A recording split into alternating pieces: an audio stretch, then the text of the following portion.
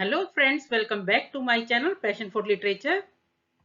और आज इस वीडियो में हम बात करेंगे दिसंबर 2023 के क्वेश्चन नंबर 31 से लेके क्वेश्चन नंबर 60 तक। आज इस वीडियो में हम कवर करेंगे 30 क्वेश्चन हम कवर करेंगे इस वीडियो में। और इससे पहले क्वेश्चन नंबर 1 से लेके 30 तक मैंने एक अलग से वीडियो बनाया है और वो मैंने कल ही अपलोड किया है, आप उसको जाके देख सकते हैं। और ये जो क्वेश्चन पेपर मैं लेके आई हूँ वो बहुत ही ज्यादा हेल्पफुल रहेंगे लास्ट ईयर क्वेश्चन पेपर जो हैं। और इस टाइप के जो क्वेश्चन आंसर की सीरीज है, एमसीक्यूज की सीरीज है, उसमें ये मेरा 16th वीडियो है। इससे पहले 15 वीडियो मैंने जो है वो ऑलरेडी डाल दिए हैं यूजीसी नेट के लास्ट ईयर क्वेश्चन पेपर से रिलेटेड। और उसमें भी मैंने हर टाइप के जो एमसीक्यूज कवर किए हैं, यानी एक एक क्वेश्चंस को मैंने डिटेल में एनालिसिस करके वो कराए हैं।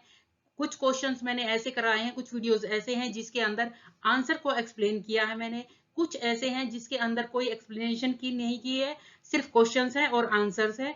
तो इस टाइप से हर टाइप की वैरायटी के, उसके साथ साथ कुछ कुछ इंपॉर्टेंट नॉवल की जैसे सब कैटेगरी के ऊपर क्वेश्चंस पूछे हैं, जैसे न्यू गेट नॉवल क्या है, कैंपस नॉवल क्या है। उसके साथ साथ कश्मीरी राइटर से क्वेश्चन पूछे गए हैं, उस पर अलग वीडियो बनाया है मैंने। संस्कृत राइटर से रिलेटेड जो है 2 वीडियो अभी तक संस्कृत राइटर्स पे मैं वीडियो डाल चुकी हूँ, क्योंकि यूजीसी जो है लास्ट ईयर्स के अंदर संस्कृत राइटर से क्वेश्चंस, एक या दो क्वेश्चंस पूछ रहा है, तो उससे भी रिलेटेड मैंने 2 वीडियो डाल दिए हैं। उसके बाद इसके साथ साथ लास्ट 2 और 3 इयर्स के अंदर जो भी इंपॉर्टेंट वर्क्स हैं उनकी समरी मैंने डिटेल में डाल रखी है, जो इंपॉर्टेंट राइटर हैं उनसे रिलेटेड मैंने डाल रखे हैं।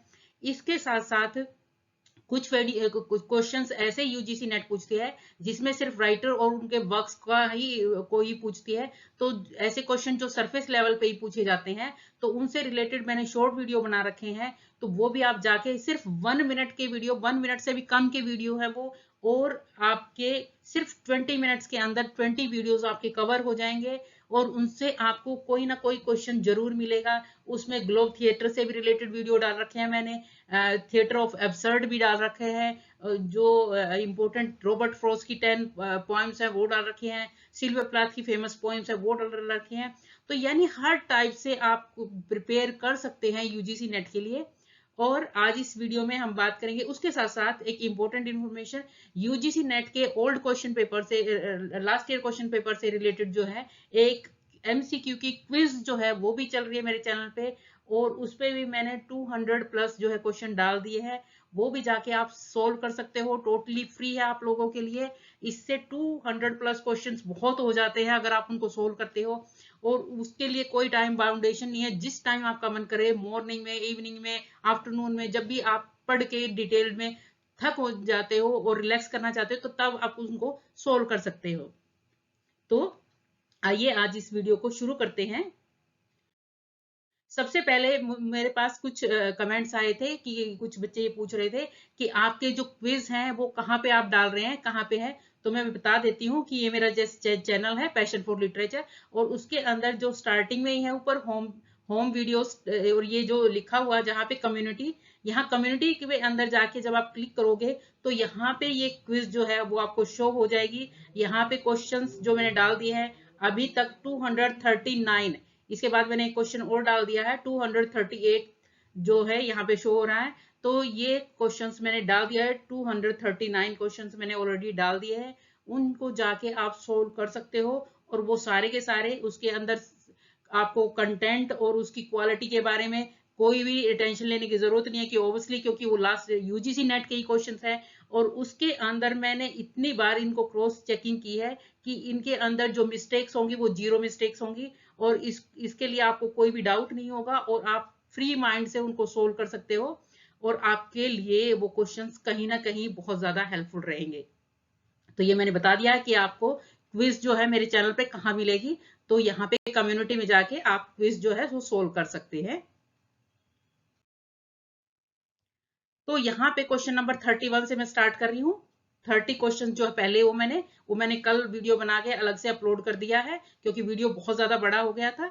तो आज के मैं 60 तक डालूंगी, इसके साथ साथ इसका थर्ड पार्ट में लेके आऊंगी, ताकि उसमें 61 से लेके 90 तक यानी पूरा पेपर आपका जो है वो कवर हो जाएगा। क्वेश्चन नंबर 31 था, रोला Barthes in his introduction to the structural analysis of narrative 1966 proposed 3 levels of narrative structure. रोलर बार्थ ने अपना एक वर्क है introduction to the structural analysis of narrative, इसके अंदर 3 लेवल्स बताए हैं नैरेटिव के स्ट्रक्चर के। तो आपको बताना है कि इनमें से कौन कौन से जो है वो 3 लेवल इन्होंने बताए हैं रोलर बार्थ ने। तो आपके ऑप्शंस थे, फर्स्ट था फंक्शंस, सेकंड था एक्शंस, सी था ग्रामर, डी था नरेशन और ई था कोहेरेंस। तो आपको बताना था कि कौन से 3 ऑप्शंस हैं इनमें से और कौन से 2 नहीं है। आपको करेक्ट आंसर बताना था। तो इसका राइट आंसर था answer number A, B and D. यानी जो 3 ऑप्शंस जो उन्होंने 3 लेवल्स जो बताए हैं वो है, पहला है फंक्शन, सेकंड है एक्शंस, उसके बाद लास्ट है नरेशन। यानी आपको याद रखना है लास्ट में शन आएगा, फंक्शंस, एक्शंस, नरेशंस। ये 3 लेवल्स ऑफ नरेटिव स्ट्रक्चर के हैं। यानी पहला तो आप नरेटिव से याद कर सकते हो कि नरेशन है, और 2 और याद करने हैं आपका, फंक्शंस और एक्शंस। नेक्स्ट क्वेश्चन था, विच of the following is not true about Raymond Williams view on culture. Raymond Williams के जो व्यूज है कल्चर के ऊपर, इनमें से कौन सा सही नहीं है। सही जो है बाकी सही है और एक सही नहीं है, आपको बताना है कौन सा सही नहीं है। First, culture is ordinary, culture जो है वो आम है। Culture is a whole way of life, culture जो है एक पूरी तरह से जीने का तरीका है। The masses do not participate in the creation of cultural values, जो मास होती है एक बहुत बड़े लेवल पे जो लोग होते हैं वो कल्चर की क्रिएशन के अंदर, वैल्यूज के अंदर जो है वो पार्टिसिपेट नहीं करते। और फोर्थ था, there exist at least 3 layers of culture at a given point of time in a society, dominant, residual and emergent. और कहता है कि 3 लेयर्स होती हैं कल्चर की एक पॉइंट ऑफ टाइम पे सोसाइटी के अंदर। एक होती है डोमिनेंट, जो प्रमुख होती है, मेन होती है, डोमिनेंट होती है। दूसरी होती है रेजिडुअल, रेजिडुअल मतलब जो है एंड एमरजेंट, एमरजेंट मतलब जो एकदम से आकस्मिक रूप से निकल के आती है। और रेजिडुअल होती है जो लेफ्ट ओवर रह जाती है, यानी जो लेफ्ट ओवर होती है उसको बोलते हैं रेसिडुअल। और एमरजेंट मतलब जो आकस्मिक होती है वो उसको बोलते हैं एमरजेंट। तो इस तरह से आपको बताना था इनमें से कौन सा पॉइंट सही नहीं है। तो आंसर नंबर 3 जो है वो सही नहीं है। The masses do not participate in the creation of cultural values, यानी जो मास होती है वो डिबेट पार्टिसिपेट नहीं करती किसी भी कल्चरल वैल्यूज को की क्रिएशंस के लिए। नेक्स्ट क्वेश्चन था, the Calcutta chromosome 1995 is a novel exploring past and future. जो एक वर्क है द कैलकाटा क्रोमोसोम, वो जो है नॉवल एक्सप्लोर करता है पास्ट एंड फ्यूचर को। It has been written by, ये किसने लिखा है। और ऑप्शंस थे, first Rabindranath Tagore, B Amitabh Ghosh, third Rajarao, 4 मुलक राज आनंद। और इसका राइट आंसर था आंसर नंबर 2, अमिताभ घोष का ये वर्क है द कैलकाटा क्रोमोसोम, और ये पब्लिश हुआ था 1995 के अंदर। नेक्स्ट क्वेश्चन है, identify the correct order of publications given below. नीचे जो वर्क्स दिए हुए हैं उनको आपको करेक्ट ऑर्डर में लगाना है, यानी पब्लिकेशन के हिसाब से पहले जो पब्लिश हुआ वो लगाना, उसके बाद में दूसरा, उसके बाद थर्ड, ऐसे लगाना आपको। सबसे पहला वर्क था Simon Gikandi's map of Englishness, writing identity in the culture of colonialism. Second था Frantz Fanon's the rest of the earth. C Homi K Bhabha nation and narration. D Ernest Gellner's nations and nationalisms. E Robert Young's colonial desire hybridity in theory culture and race। और इसका सही option था answer number 4, यानी सबसे पहले आएगा B, Frantz Fanon's the rest of the earth. उसके बाद आएगा D, Ernest Gellner's nation and nationalisms. उसके बाद आएगा सी, Homi K Bhabha nation and narrations. उसके बाद आएगा E, Robert Young's colonial desire hybridity in theory culture and race. और उसके बाद आएगा A, Simon Gikandi's maps of Englishness writing identity in the culture of colonialism. तो ये करेक्ट क्रोनोलॉजी थी, इसकी करेक्ट ऑर्डर ऑफ पब्लिकेशन था। उसके बाद नेक्स्ट क्वेश्चन है, who of the following was the immediate predecessor of proper drama proper. यानी जब प्रॉपर ड्रामा की स्टार्टिंग हुई उससे पहले, जो बिल्कुल इससे पहले जो है आया था वो क्या था, मतलब उससे पहले प्रॉपर ड्रामा से पहले जो एक्ट किया जाता था वो क्या किया जाता था। यानी उसके लिए ऑप्शंस मिले थे, first the interlude, second the moralities play, third the miracle play, four the liturgical play. तो आपको बताना है कि इनमें से कौन से जो है प्रॉपर ड्रामा की जब स्टार्टिंग हुई उससे पहले क्या चीज चलती थी। तो इसका राइट आंसर है answer number A, the interlude. यानी मोरालिटी प्ले उससे पहले होते थे और उसके बाद आए इंटरलूड, और इंटरलूड के बाद जो है प्रॉपर ड्रामा जो है वो स्टार्ट हो गए थे।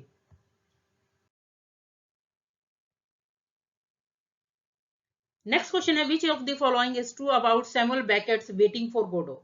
आपको बताना है, सैमुअल बेकेट का बहुत ही इंपॉर्टेंट वर्क है Waiting for Godot. Waiting for Godot पे एक क्वेश्चन हमेशा मिलता ही मिलता है। तो आपको बताना है कि इनमें से कौन सा जो ऑप्शन है वो विच of the following is true, कौन सा जो ऑप्शन है वो ट्रू है इन ऑप्शंस में से। It illustrates vanity of human kind, इसके अंदर जो है ह्यूमंस की वैनिटी दिखाई गई है। It has uncompromise views on humanitarian communism, इसके अंदर जो है ह्यूमैनिटेरियन कम्युनिज्म के जो है अनकम्प्रोमाइजिंग व्यूज दिखाए गए, यानी कहीं पे भी कंप्रोमाइज नहीं किया गया। It project self deception striving to disguise failure, इसके अंदर बहुत ही ज्यादा जो फेलियर है उसको छुपाया गया है। It is a static representation without structure और डेवलपमेंट, ये जो है एक स्थिर जो है रिप्रेजेंटेशन है जिसके अंदर ना कोई स्ट्रक्चर है और ना ही कोई डेवलपमेंट है। नेक्स्ट ऑप्शन है, it is coherent dialogue suggest despair of a society, इसके अंदर जो डायलॉग्स दिखाए गए हैं उससे सोसाइटी की निराशा दिखाई गई है। तो इनमें से कौन से ऑप्शंस जो है वेटिंग फॉर गोडो के बारे में बिल्कुल सही है। तो राइट आंसर था आंसर नंबर 4, यानी डी और ई जो बिल्कुल ठीक है, यानी डी ऑप्शन था, it is a static representation. क्योंकि आपको पता है वेटिंग गोडो के अंदर ना कोई मूवमेंट हो रही है, ना कोई आ रहा है, ना कोई जा रहा है, तो उसके इसलिए इसके अंदर जो रिप्रेजेंटेशन है वो स्टैटिक है। स्टैटिक मतलब स्थिर है, कोई भी मूवमेंट नहीं है। उसके बाद इसके अंदर जो स्ट्रक्चर है और डेवलपमेंट है वो भी कुछ भी नहीं है। उसके बाद ये option, it is coherent dialogue suggest despair of society, इसके जो डायलॉग्स है वो सजेस्ट करते हैं हमें कि सोसाइटी के अंदर निराशा कैसे है। नेक्स्ट क्वेश्चन है, what is the correct chronological order of publication of the text given under. आपको वर्क्स दिए गए हैं और आपको इनको प्रॉपर क्रोनोलॉजी के हिसाब से, जैसे उनकी पब्लिकेशंस हुई है उनकी क्रोनोलॉजी के हिसाब से इनको अरेंज करना है। यानी कौन सा वर्क पहले पब्लिश हुआ वो पहले आएगा, उसके बाद सेकंड नंबर पे जो पब्लिश हुआ वो सेकंड नंबर पे। और इसके अंदर जो वर्क मिले थे, R K Narayan the financial expert, Manohar Malgonkar a bend in the Ganges, Raja Rao's Kanthapura, Shashi Tharoor's The Great Indian Novel, Arundhati Roy's The God of Small Things। और इसका जो करेक्ट आंसर था वो था आंसर नंबर 3, यानी सबसे पहले आएगा सी राजा राव कांथापुरा, उसके बाद आएगा A R K Narayan the financial expert, उसके बाद आएगा B Manohar Malgonkar a bend in the Ganges, उसके बाद आएगा D Shashi Tharoor the great Indian novel, और उसके बाद आएगा E Arundhati Roy the god of small things. Next question है, who among the following is the earliest available Indian dramatist. आपको बताना है कि इनमें से कौन सा जो है वो सबसे सबसे पहले जो है वो अवेलेबल इंडियन ड्रामेटिस्ट माने जाते हैं। और आपको ऑप्शंस मिले थे, ए भवभूति, बी कालिदास, सी भास, उसके बाद फोर्थ थे राजशेखर। और ये चारों के चारों ही संस्कृत राइटर है। जैसे कि मैंने वीडियो के स्टार्टिंग में बताया था कि यूजीसी नेट लास्ट 2 और 3 ईयर्स से जो है, कुछ टाइम से जो है वो संस्कृत राइटर पे क्वेश्चन पूछ रही है। हो सकता है वो एक क्वेश्चन पूछे, हो सकता है 2 क्वेश्चन भी पूछ ले आपसे पेपर में। तो इसीलिए मैंने 2 वीडियोस जो है संस्कृत राइटर्स पे डाल दिए हैं। और उसके अंदर भवभूति को भी मैंने कवर किया है, कालिदास, भास और राजशेखर शेखर, इन चारों को ही मैंने कवर किया है। तो इसका राइट आंसर था आंसर नंबर 3 भास। भास जो है उनकी वो अर्लीस्ट इंडियन ड्रामेटिस्ट माने जाते हैं। नेक्स्ट क्वेश्चन है, which of the following statement are valid for post colonial theory and literature. इनमें से कौन सी थियरी जो स्टेटमेंट है वो वैलिड मानी जाएगी, यानी ट्रू है पोस्ट कॉलोनियल थियरी और लिटरेचर के बारे में। तो सबसे पहला ऑप्शन था abrogation resistant and assertion form the basis of post colonial thought. Post colonial thought के अंदर जो है अब्रोगेशन भी है, रेजिस्टेंस भी है, किसी चीज का विरोध भी है, असर्शन भी है, उसके अंदर जोर भी है, तो ये बेसिस माने जाते हैं पोस्ट कॉलोनियल थॉट के। उसके बाद बी ऑप्शन था post colonial theory defends binaries of master and slave, white and black, coloniser and colonised. Post colonial theory जो है वो कहीं ना कहीं डिफेंस करती है जो बाइनरीज है मास्टर और स्लेव की, व्हाइट एंड ब्लैक की, कॉलोनाइजर और कॉलोनाइज्ड की। उसके बाद सी ऑप्शन था Weep not child is the first novel in English by an East African writer Ngugi wa Thiong'o. और वीप नॉट चाइल्ड जो है वो पहला नॉवल माना जाता है ईस्ट अफ्रीकन राइटर के द्वारा, जो कि नगीगी वा थियोंग जो है उनका वर्क है। उसके बाद डी ऑप्शन है Wide Sargasso Sea by Jean Rhys is based on the experience of colonised African population. Jean Rhys का वाइड सार्गासो सी जो है उसके अंदर जो कॉलोनाइज्ड अफ्रीकन पॉपुलेशन है उनका एक्सपीरियंस शो किया गया है। उसके बाद ई ऑप्शन है Homi K Bhabha, Edward W Said and Gayatri Spivak, वो are important post colonial thinkers. ये इंपॉर्टेंट पोस्ट कॉलोनियल थिंकर है। तो आपको बताना है कौन कौन सी स्टेटमेंट्स इनमें से बिल्कुल ठीक है। तो इसका राइट आंसर है आंसर नंबर 3, यानी ए ठीक है। Abrogation, resistant and assertion form the basis of post colonial thought. C ठीक है, weep not child is the first novel in English by an East African writer Ngugi wa Thiong'o. और उसके बाद E option बिल्कुल ठीक है, Homi K Bhabha, Edward W Said and Gayatri Spivak are important post colonial thinkers. ये बिल्कुल ऑप्शंस तीनों के तीनों ठीक है। और नगीगी वा थियोंग जो है बहुत ही इंपॉर्टेंट राइटर है, और उन पे मैंने सेपरेट वीडियो उनकी लाइफ और उनकी वर्क्स से रिलेटेड मैंने पूरा डिटेल वीडियो डाल रखा है, वो आप जाके मेरे चैनल पे देख सकते हैं। नेक्स्ट क्वेश्चन है indicate the correct chronological order of publication of the following literary works. आपको इन लिटरेरी वर्क्स को उनकी क्रोनोलॉजी के हिसाब से यानी पब्लिकेशन के हिसाब से आपको क्रोनोलॉजी ऑर्डर में लगाना है, यानी जो सबसे पहले पब्लिश हो सबसे पहले लगाना है। इसमें ऑप्शंस थे बियोवुल्फ, डिवानिया, डिवान डिवान डिवीना, डाइविनिया, कॉमेडिया, सुमा थियोलॉजिका, ली मोट डी अर्थर, कैंटरबरी टेल्स। और इसका जो राइट आंसर था आंसर नंबर 4, यानी सबसे पहले आएगा डी ली मोट डी अर्थर, ए बियोवुल्फ, ई कैंटरबरी टेल्स, सी सुमा थियोलॉजिका, और उसके बाद आएगा लास्ट बी दिविना कॉमेडिया।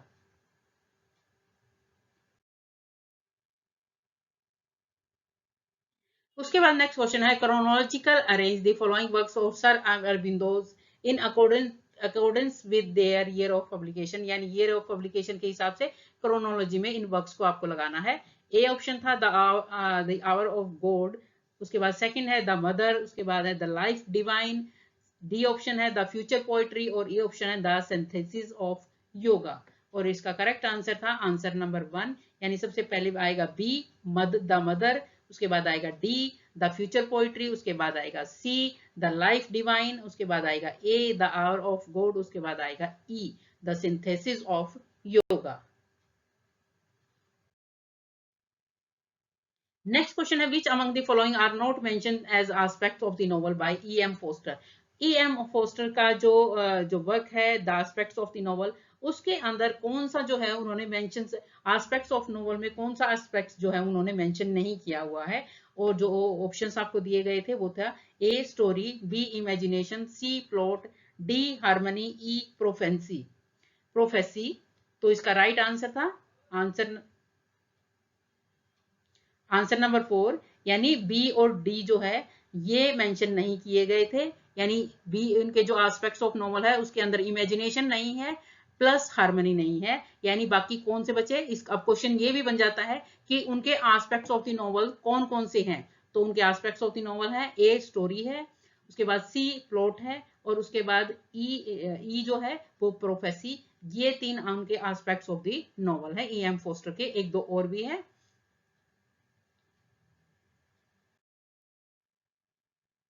नेक्स्ट क्वेश्चन है आपको मैच करना है लिस्ट 1 और लिस्ट 2 को।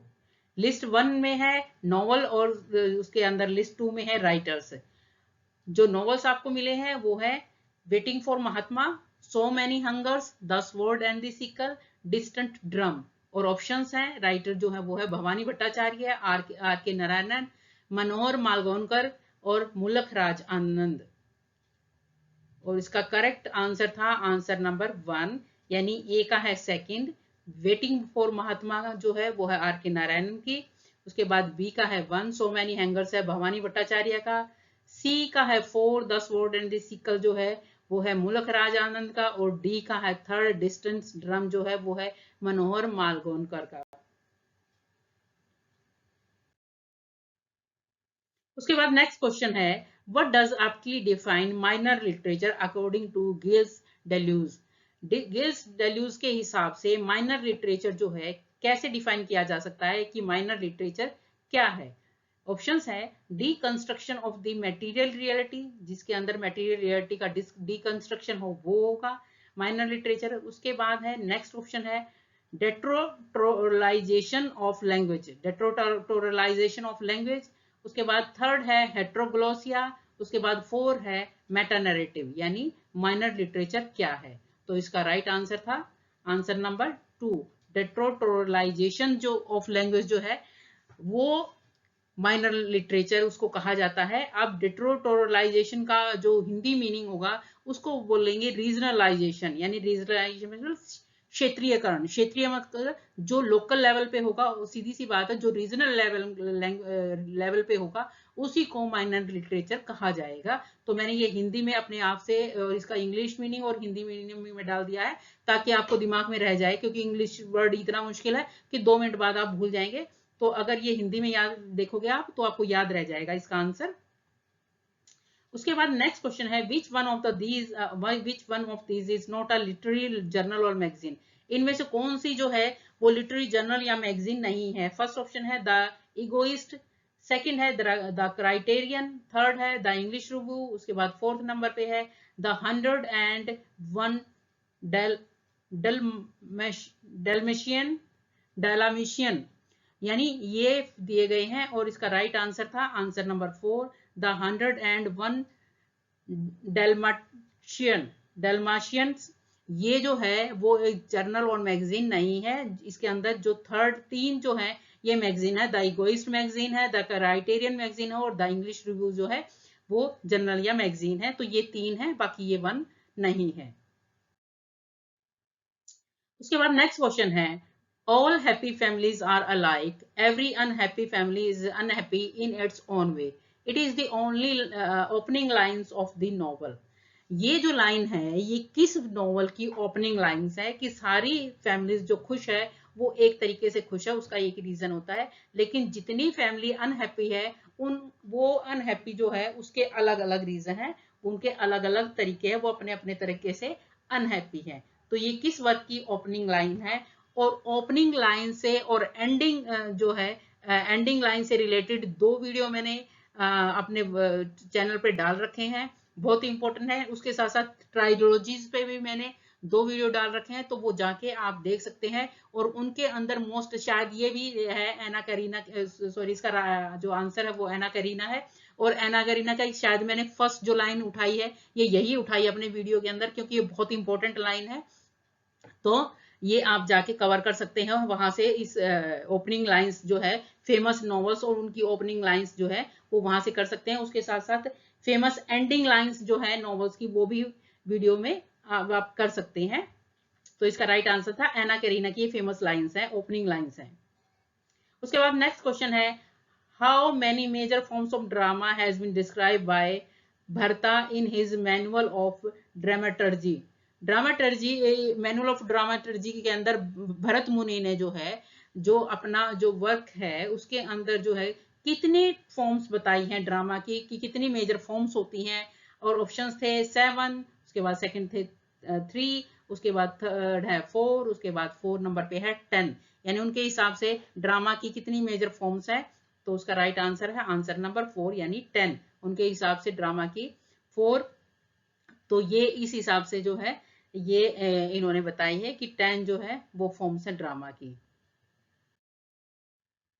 नेक्स्ट क्वेश्चन था, given below are 2 statements, one is labelled as assertion and the other is labelled as reason. यहाँ पे दो स्टेटमेंट दी गई है, पहली असर्शन है और सेकंड उसको रीजन दिया गया है। तो आपको बताना है कि या तो वो एक ठीक है एक गलत है, या दोनों ही गलत है, या दोनों ही ठीक है, तो कौन सा ऑप्शन ठीक है। सबसे पहला असर्शन दिया गया है, Toni Morrison and Adrienne Rich have contributed to a distinct style.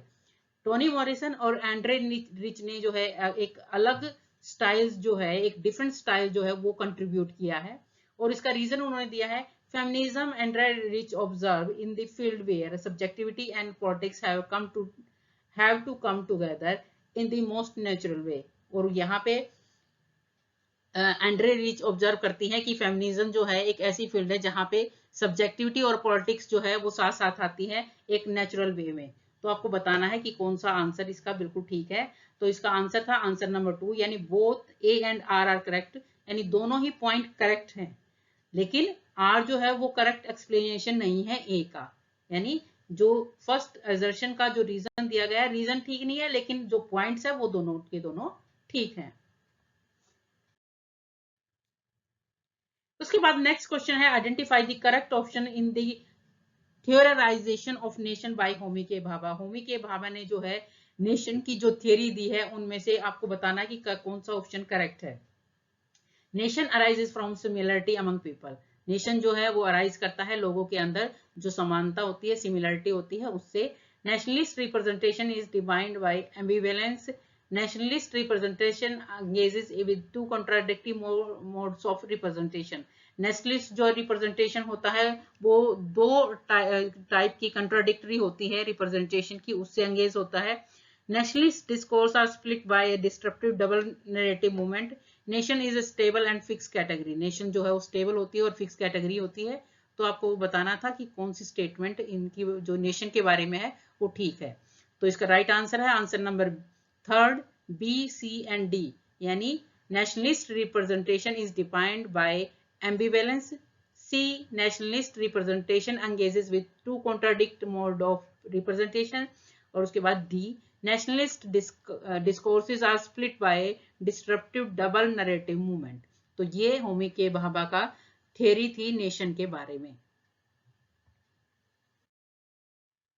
उसके बाद नेक्स्ट क्वेश्चन है, द टर्म गायनोक्रिटिसिज्म रेफर्स टू। आपको बताना है कि गायनोक्रिटिसिज्म जो है वो टर्म, आपको एक बार ये को भी क्वेश्चन पूछा था कि ये किस राइटर की टर्म है, और अब ये पूछा है कि टर्म जो गायनोक्रिटिसिज्म है वो रेफर क्या करती है। सबसे पहले ऑप्शन है फेमिनिस्ट कॉन्शियसनेस, क्या ये फेमिनिस्ट कॉन्शियसनेस के बारे में है। Second, production of writing on women by man, क्या ये ऐसी राइटिंग्स के बारे में है जो कि वीमेन के ऊपर आदमी ने लिखी है।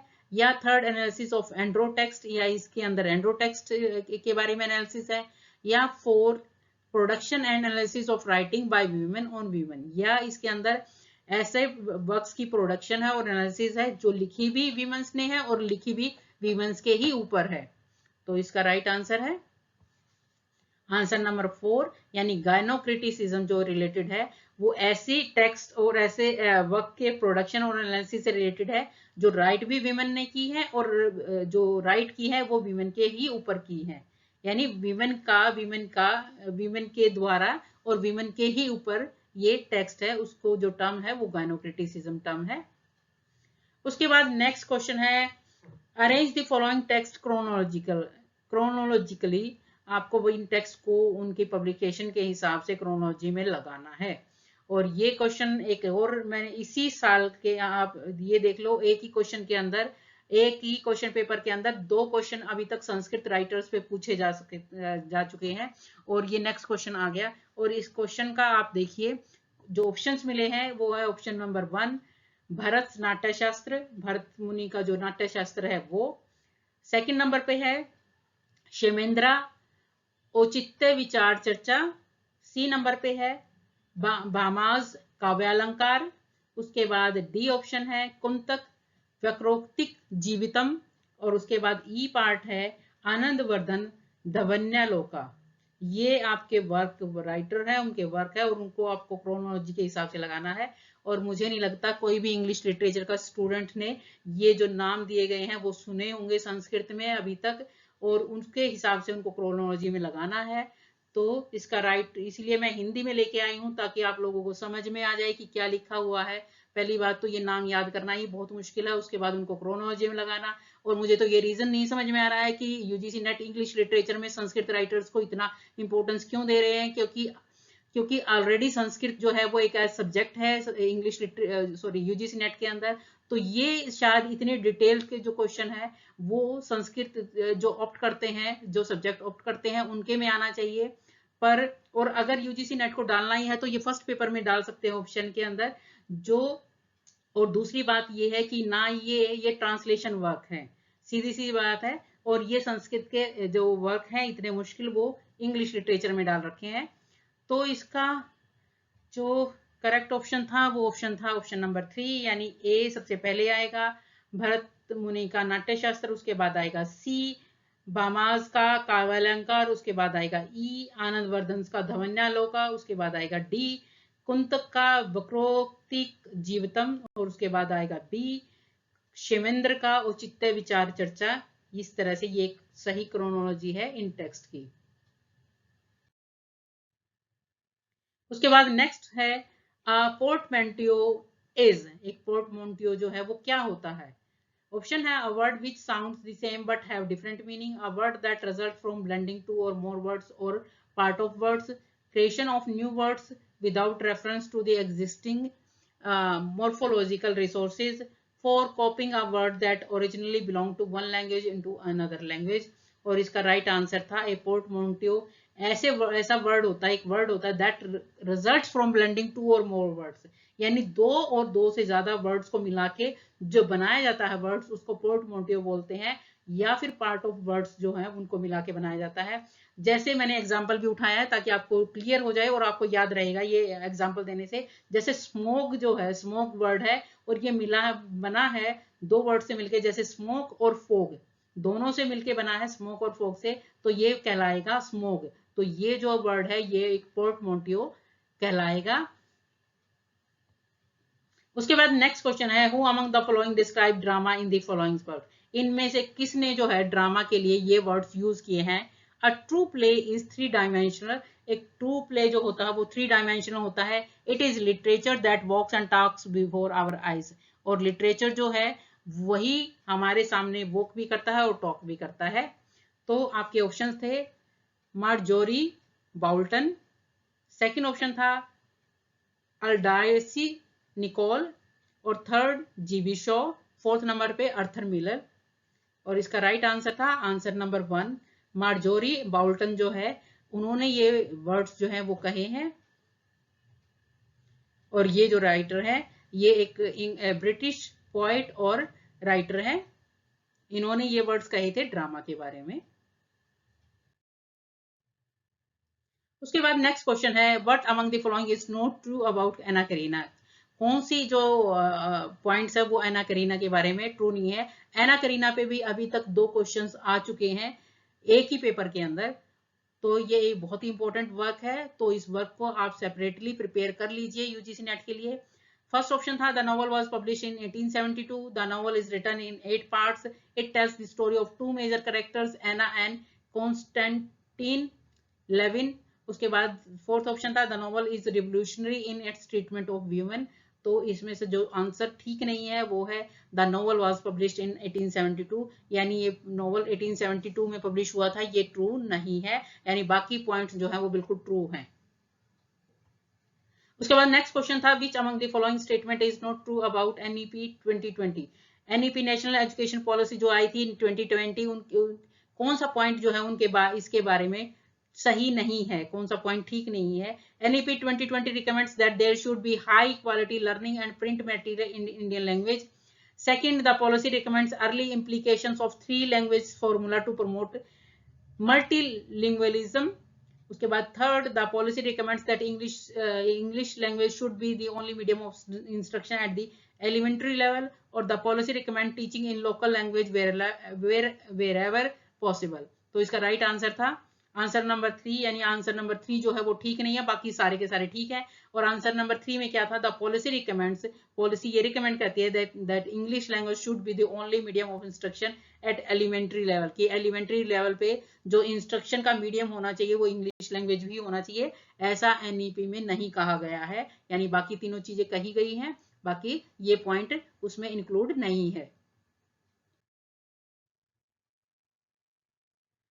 नेक्स्ट क्वेश्चन है, panopticism is a concept that refer to external spying who among the following coined the term panopticism जो है उसका एक ऐसा कंसेप्ट है जिसके अंदर बाहरी तौर पे किसी पे जासूसी जब की जाती है उसको पेनोप्टिसिज्म कहा जाता है। और आपको बताना है कि क्वाइन किसने किए टर्म, तो इसके ऑप्शंस मिले थे Antonio Gramsci, second Michel Foucault, उसके बाद थर्ड सेल्वाजोर जिजैक और फोर्थ नंबर पे था रोलैंड बार्थ या रोला बार्थ। तो इसका राइट आंसर था आंसर नंबर 2 मिशेल फूको का जो कंसेप्ट है पैनोप्टिसिज्म, और बहुत इंपॉर्टेंट टर्म है, इसको याद रखिएगा आप। नेक्स्ट क्वेश्चन है match list 1 with match list 2। List 1 में है स्टोरीज और उसके बाद लिस्ट 2 में है ऑथर। स्टोरीज है a simple heart, second story है an outpost of progress, C story है 6 feet of the country, D option है हॉर्स एंड टू गोट्स, और ऑथर्स हैं Joseph Conrad, Gustave Flaubert, R K Narayanan, Nadine Gordimer. और इसका जो options जो right answer था आंसर नंबर 2 यानी ए का है 2 अ सिंपल हार्ट है गुस्तावा फ्लूबर्ट की, उसके बाद बी का है 1 एन आउटपोस्ट ऑफ प्रोग्रेस है जोसेफ कॉनरेड की, सी का है 4 6 फीट ऑफ कंट्री जो है वो है नदाइन गोर्दिमन की, और हॉर्स एंड टू गोट्स है आर के नारायणन का। नेक्स्ट क्वेश्चन है according to Sigmund Freud civilisation is to some extent the